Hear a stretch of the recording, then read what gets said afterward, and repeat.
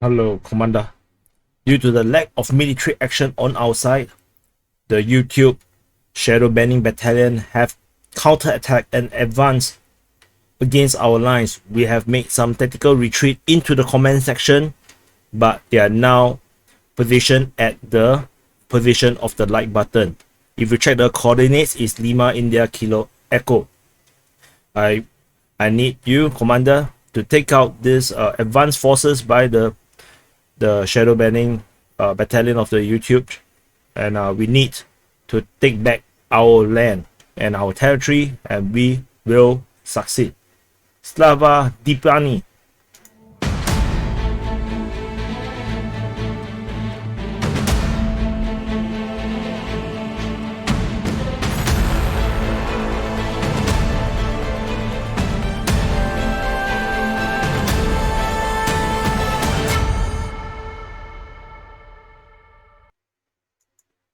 Hello everyone, this is Defense Politics Asia, and this is the summary for the day of 91 and 92. So because yesterday I did not do the summary, so what happened is that I originally wanted to do the summary, but because the way how I managed my time, I didn't have time to actually do the summary. I actually have everything already written in, plotted, but I didn't have the time to actually do the video, and as such I have to accumulate all the updates until today, which is for 2 days. So let's start off with some diplomatic stuff first. In Belarus, Lukashenko, the de facto dictator of Belarus, or you can say wildly popular president of Belarus. I'm not sure if he's actually popular, and that his election result is really real. Anyway, he have ordered an immediate creation of operational operational command of the Belarusian armed forces in the Ukrainian direction. So in a very weird perhaps translation, I'm not sure, a new front has opened and we immediately need to create an operational direction on the southern flank. So this is a very weird way of talking. So there is a full video, but because I don't understand Russian, I can't really understand what he say. He mentioned that Minsk expect pressure from Poland, Lithuania and Latvia. So that's kind of weird because Poland, Lithuania, Latvia, they are bordering Belarus, but they are not in the south. So creation of operational command against Ukraine is kind of weird. But this information come along the same time as the Ukraine. Verona Rada is trying to vote on the new legislation that allows them to confiscate or Belarusian assets. So basically they want to rob Belarus, and that is kind of dumb because that will probably attract Belarus into this war. And this development pretty much is what Ukraine seems to want for whatever reason. So and then there's another news. The Ukraine have received Sukhoi 25 and Mi-27 and Min-17. What's wrong with my mouth? From Eastern European countries. According to another source that I saw, is actually from Bulgaria. So the aircraft are handed over to the Ukrainians in a de-assembled condition. So this is also probably how they have managed to smuggle all these aircraft into Ukraine previously, allowing the revival of their air force. However, the Ukrainian air force lately has been really become quite small in recent time. The shoot down has been much more lesser, and it could either be they are getting better at flying or they are running out of aircraft. Either one.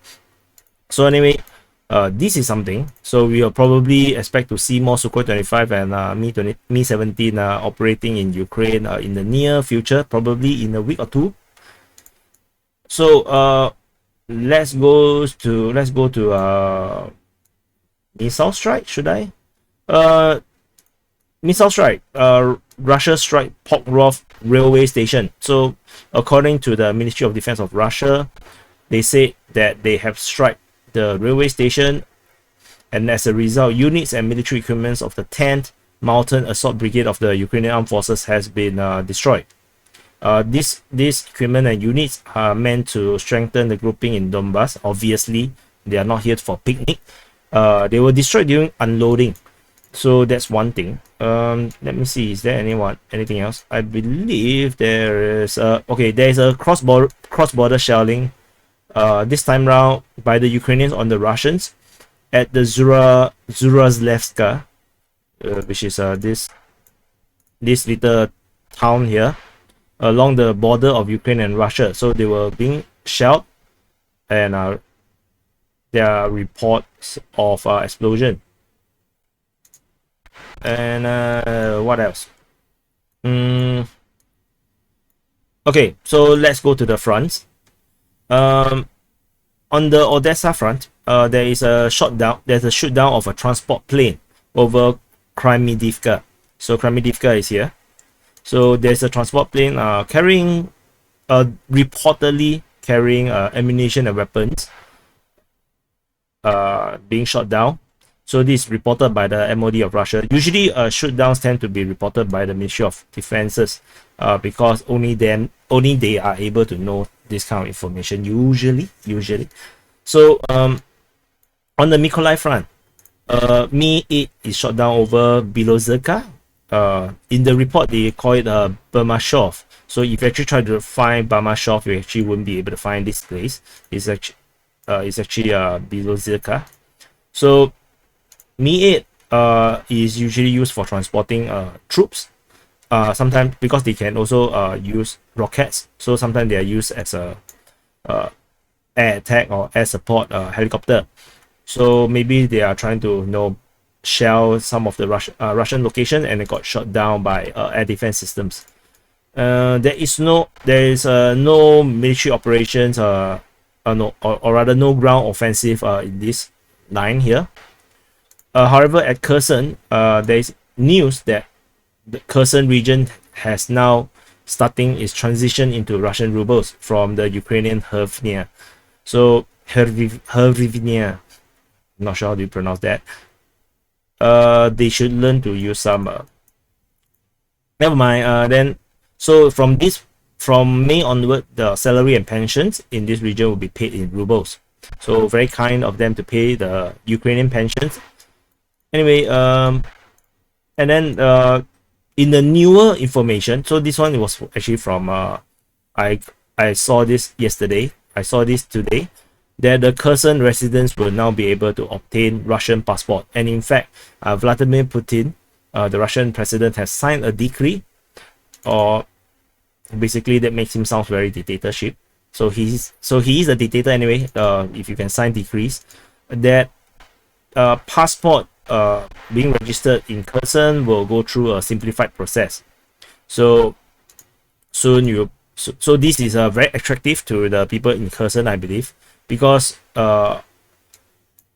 they no longer need to really be indebted under the Ukrainian rule, because Ukraine now has a lot of debt, and to be part of Russia means that they do not need to pay this debt, and they will actually have a passport that they can actually use. They can actually travel around.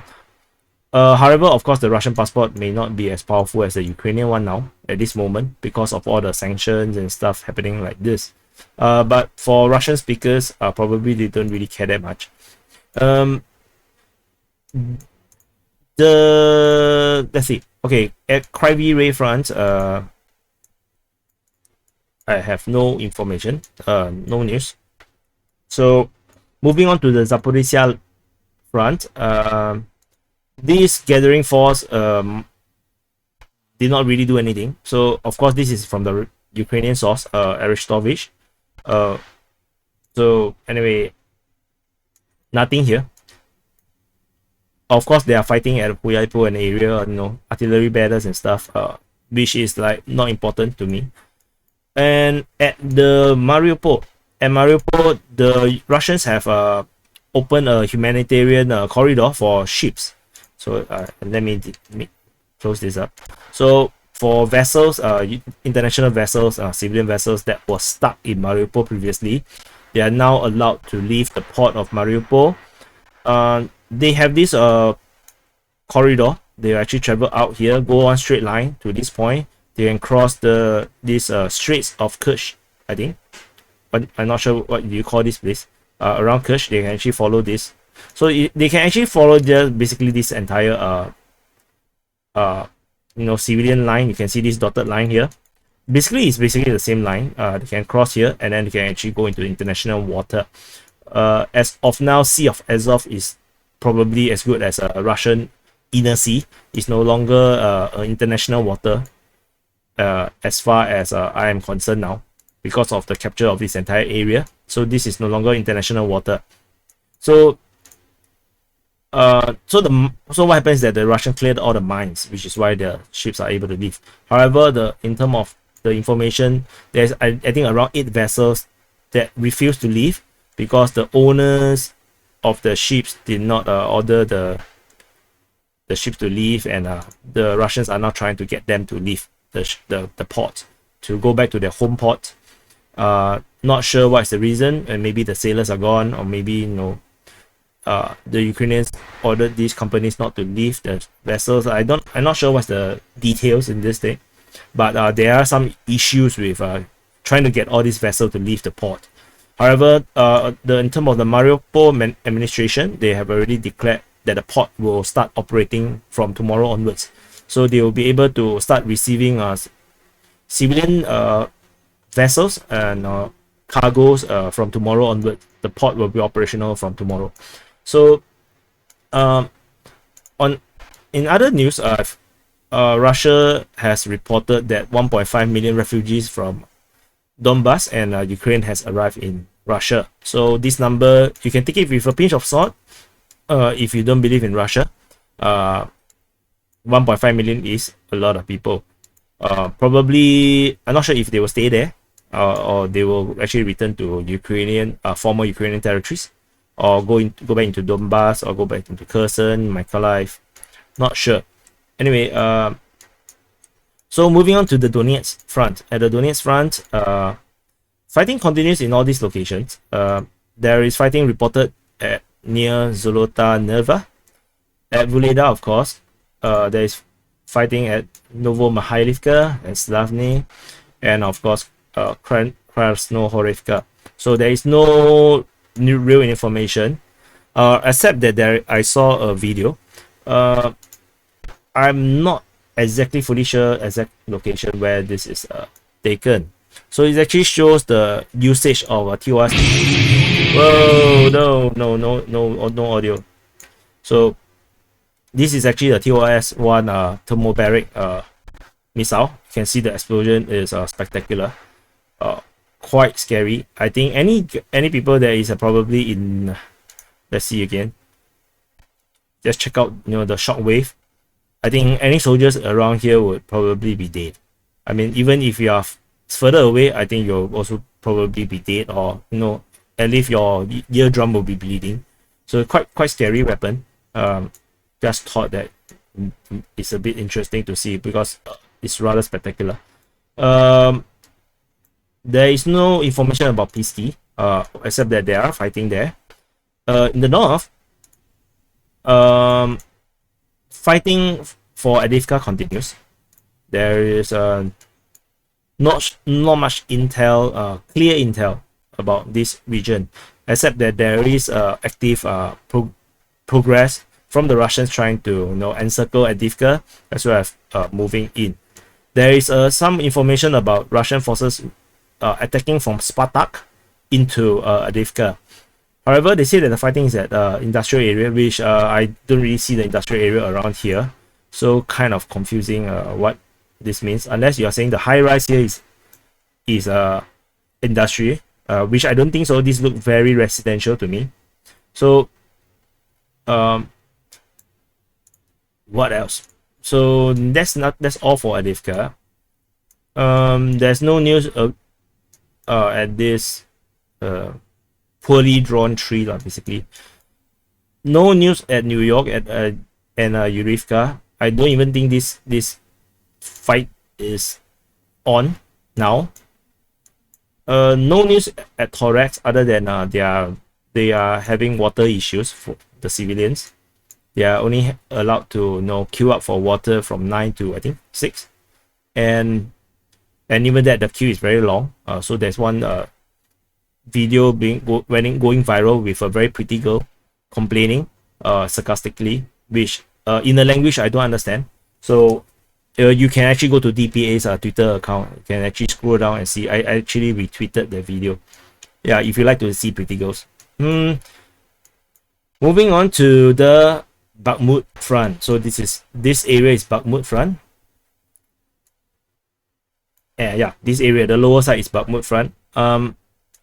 The Russians are now moving towards Luhansk, but instead of moving from the north, they're actually moving from the south. The fighting, according to this intel from Ryber, the units of the DPR, Donetsk People's Republic militia, they are actually attacking from Holivka. This Golovka is actually Holivka. Holivka is this city here. So they are actually attacking northeastwards towards Luhansk. So maybe this is a pincer. And the latest information is that the Russian forces have captured Vulehiska power station. So previously we are not sure, right, about whether the status of this power station, did the Russians actually captured it. So they actually captured it intact. There's actually no major damage within the power station as well. So these represent a major threat to any Ukrainian forces remaining within this area. So there is heavy entrenchment in around here. This is a original front line during the Donbas Civil War. So this force moving towards Luhansk will actually put pressure on the Ukrainians to stay and fight. However, the Russian forces is actually moving from the rear. There is also quite a number of entrenchment around this region, as you can see here. These are all very heavy entrenchments. So it won't be exactly easy for the Russians to go from the rear, but this will actually put a lot of pressure for them to retreat. Whether they will stay and fight is another question altogether. But however, it's not really a very good idea to retreat because they'll be running out of fortification and defenses if you continue to retreat further on. This is a strong point. So is Bakhmut.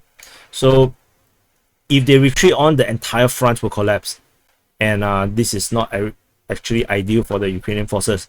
For the Ukrainian forces, the best thing for them is actually to hold the front here around on the Bakhmut front as much as possible. That's why this is a front on its own, because this is a unique area with tremendous amount of fortifications. Whereas on the Popasna front, this is actually very undefended in terms of heavy fortifications.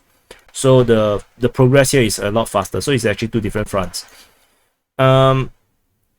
Further north, from Luhansk, the Russian forces have captured Klinov. So the capture of Klinov means that they are just 10 kilometers away from Bakhmut. So things are getting really close. I mean, you can run from here to here in an hour. So it's not really that far away. So this is also progress behind their front line. These are all the entrenchment. They are moving behind the front line. And now Bakhmut is under threat. At 10 kilometers, the Russians could easily place artillery here and bombard the city. And indeed, Bakhmut is under heavy bombardment from missile strikes and artillery, as far as I understand. And Bakhmut is a majority Russian-speaking area. So not sure how would the citizens react. But for the Ukrainians, this is a vital city to keep hold. If they don't, then the fight will quickly arrive at Sloviansk and Kramatorsk. So this is a stronghold that they must hold. So the pimple that become a horse, that become a horse with more hawk, they become a cow, and then becoming a baby cow. Now it's looking like a pig with that grew legs. So you can see this is like a one leg, see, very cute leg, and then there's another leg that is behind this four leg. So this pig looking cow thingy with horns is looking very scary. So now we are reporting on the Popasna Front. On the Pilichatine, or not, how do you pronounce this? Pilichatine, whatever, Pilichatine. The Ukrainian forces continue to hold this position. So apparently this position is really, really well defended. And this will protect Pokrovsk for a bit more. But latest information is that the Russians are actually moving for Pokrovsk. Not sure from which location, or Pokrovsky, sorry. Moving towards Pokrovsky. I'm not sure from which direction. Probably this side. But I did not indicate here because the information is unclear. Not clear enough, but there is a attempt for Pokrovsky soon. And if they capture Pokrovsky, then the forces here will be encircled. So this position have to hold as well. So it's not looking really good for the Ukrainians. Because too many weak points has opened up in their entire line of defenses. Further up north, there is fighting reported at Yakovlivka. This is reported by the Ministry of Defense of Ukraine. So, as you can see, the enemy led offensive action in the area of Yakovlivka. So this is a Ukrainian information. The Russian forces have reportedly captured Bilohorivka, Lyman. However, there is dispute. The Ukrainian Ministry of Defense say that the attempt at the Nagornoye. So I don't really understand about this part about Ukrainians. Why don't you just use your Ukrainian name? Why you use the old name? And then they also contradicts in terms of Lipovi, which is Lipov. So they say that the attempt to attack this location has failed. And then there is another tweet by Military Lab. I did message him in the reply to this tweet asking for his sources, because he said that the Ukrainians have counterattacked and recaptured Nahirne, Bilohorivka, and Lipov. However, then the latest Ukrainian information said that the Russians has attacked Berestov and Nyakov. So if this is true, I actually fact-checked this guy. So Thomas Mushler say that this is by the Ukrainian General Staff, and I actually saw this information in the operational information. So this information is correct, which means that if the Russians are attacking Nyakov and Berestov, then it is for sure that the Russians have captured Lipov and Nahirne. And thus, this entire tweet is invalidated. However, I need to report this because this is mentioned. So this information invalidates all these contradictions. So otherwise, there is still no progress at Krubivka, and this clearing up information, this clearing up operation still continues to be clearing up. Apparently the floor is really dirty. They probably splash red paint everywhere. If you know what I mean. The fighting at Herske and Zolote is a bit confusing. There is a lot of mention of progress, and there is also a video from the Russian side showing the reporter following some Russian troops into the forest. I have no idea which forest they are in as well. So that the forest is reportedly in Zolote. So whatever it is, no idea what is the progress like now. The fighting is very confusing. And if the Russians are fighting for Berestov, then this is looking really bad, because there's not a lot of towns left, and then retreat will be looking increasingly difficult. So there is also information. Okay, so there's information that there's fighting at Toshkivka. So this is by Raiba, making So Ryba is actually a pro-Russian source or analyst. So fighting at Tokrishka is a bit funny. Not sure how do you actually quantify the fighting at not exactly know where's the exact location. However, there is information also that there is full control over this Kherson Lysychansk highway. So this is Kherson Lysychansk highway. This highway is now at least one part of it is under Russian control. So there is so I'm not sure if this means the entire highway, which might be true as well, but I'm not going to be so ambitious to just draw this entire area, because this is a baby pig. So you see, this is the nose, the eyes, and small little legs. So I want to keep the baby pig for now. Moving up to the Luhansk Front, the top. So this is the south of Luhansk Front. In the north, there is some news. So probably I will start to be mapping the fight at Severodonetsk street by street at this rate. So there is fighting reported at the Severodonetsk bus station, which is actually here. And also there's fighting reported near Meyer Hotel or Mer Hotel. So the fighting is along the street of Lysychanskaya Street. So Lysychanskaya is this street here. So the Russian forces are only just starting to enter the city from the northeast. So there is the latest information about Severodonetsk. In terms of numbers, the head of internal affairs of the Luhansk People's Republic estimated that there are 4,004 Ukrainian forces within Severodonetsk, and there's actually 6,000 in Lysychansk. So together in this twin city is around 10,000 troops. It's a bit lesser than the previous estimate by this viral tweet that say Lysychansk has up to 10,000 and Severodonetsk about 2,000. So perhaps maybe 2,000 of the Lysychansk forces have entered Severodonetsk as reinforcement, and another 2,000 have been redeployed maybe down south, maybe. So there's no crossing around Savitsky Donetsk River. So now we are in Izyum Front. The major news at Izyum Front is the capture of Lyman. So from yesterday to today, actually there's a lot of progress. In fact, the map has been evolving for around at least 3 times, which I did not manage to report.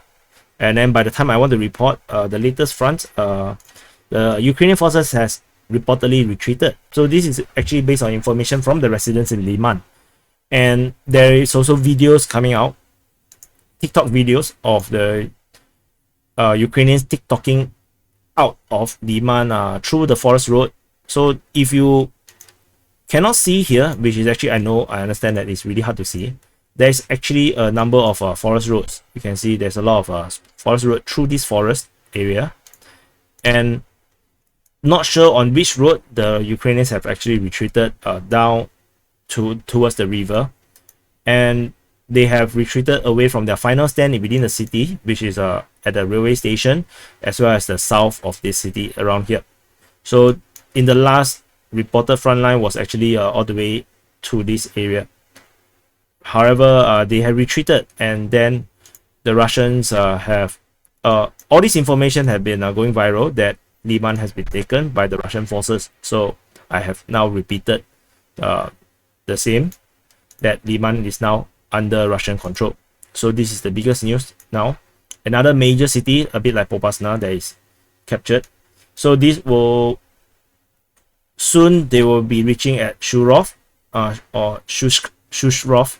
Shushrov is this town along the river, and there is no clear sign of how the Ukrainians are going to cross the river. So there is no clear bridges here. So, and then they blew up the bridge themselves.